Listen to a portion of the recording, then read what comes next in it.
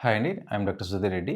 యోగా చేయడం వల్ల మీకు ఎలాంటి అడ్వాంటేజెస్ ఉంటాయి, డిసడ్వాంటేజెస్ ఉంటాయి అనేది ఒకసారి ఎక్స్‌ప్లెయిన్ చేస్తాను. మీరు ఒకటే యోగా చేయడం వల్ల ఏంటి అంటే, మన బాడీ అనేది స్ట్రెచింగ్ యాక్టివిటీ అనేది చాలా ఇంప్రూవ్ అవుతుంది. మన జాయింట్‌లో లిగమెంట్స్‌కి మధ్యలో ఉండే ఈ యాక్టివిటీ అనేది కూడా ఇంప్రూవ్ అవుతుంది. బోన్ టు బోన్ ఉండే కార్టిలేజ్ అనేది కూడా చాలా వరకు స్ట్రెచింగ్ యాక్టివిటీస్ వల్ల వీటి వల్ల మనకి ఏమవుతుంటుంది అంటే, దేర్ విల్ బి ఇంబైబిషన్ అంటే కార్టిలేజ్ అబ్జార్ప్షన్ రేట్ అనేది చాలా పెరుగుతూ ఉంటుంది. దానివల్ల మనకు జాయింట్స్‌కి మొబిలిటీ అనేది కూడా చాలా వరకు ఇంప్రూవ్ అవుతూ ఉంటుంది. But if you are having some sprain అంటే లైక్ ఒక ఇంజ్యూరీ అయింది అన్నప్పుడు మాత్రం don't continue yoga. Simple stretching activities ఆ జాయింట్ ఇన్వాల్వ్ కాకుండా వేరే జాయింట్ ఇన్వాల్వ్‌మెంట్ యాక్టివిటీ చేయండి కానీ, బట్ మీకు ఇన్వాల్వ్ అయిన జాయింట్ దగ్గర మాత్రం వీలైనంత వరకు అవాయిడ్ చేయండి. Okay.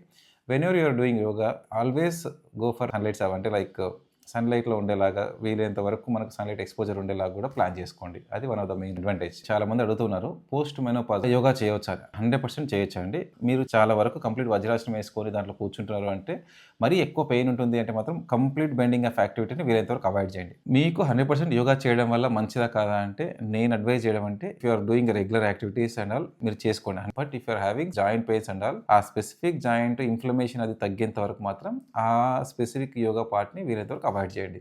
But otherwise yoga is good or not is 100% good. It is always good. Regular activity చేయడం వల్ల జాయింట్ మొబిలిటీ అనేది ఇంప్రూవ్ అవుతుంది. లిగమెంట్స్ అనేటివి స్ట్రెచింగ్ కెపాసిటీ పెరుగుతుంది. కార్టిలేజ్‌కి రీజనరేషన్ సంబంధించింది కూడా ఇంప్రూవ్‌మెంట్ అనేది వస్తూ ఉంటుంది. ఓకే. Thank you.